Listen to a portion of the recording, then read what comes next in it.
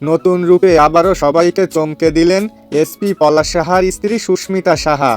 তবে কি সুস্মিতা মিডিয়াতে নিজের কেরিয়ার গড়তে যাচ্ছেন?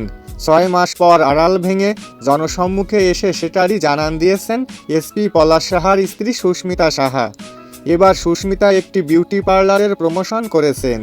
এসপি পলাশ সাহার মৃত্যুর পর সুস্মিতাকে নিয়ে সবাই বেশ চিন্তায় পড়ে যায়। মাত্র 20 বছর বয়সেই বিধবা হয়ে যায় সুস্মিতা সাহা।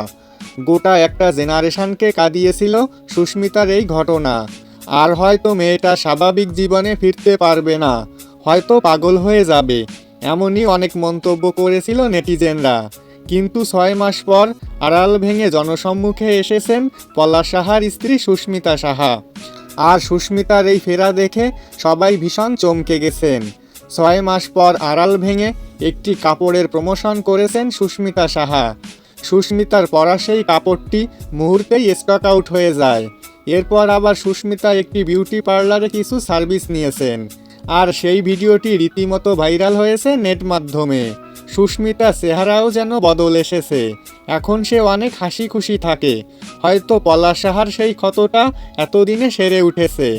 নতুন করে বাঁচতে শিখে গেছে সুস্মিতা সাহা, নতুন করে জীবন উদযাপন করছেন। সুস্মিতা এতদিন 4 দেয়ালে নিজেকে আটকে রেখেছিলেন, মূলত তার এই ফেরা তার পরিবারের লোকজনদের অনুরোধে। ভাইয়ের বিয়ে তার ভাগ্য পরিবর্তন করে।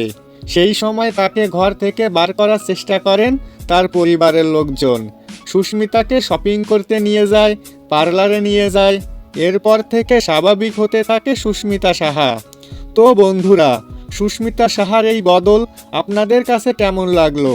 এটা অবশ্যই কমেন্টে লিখে জানাতে ভুলবেন না।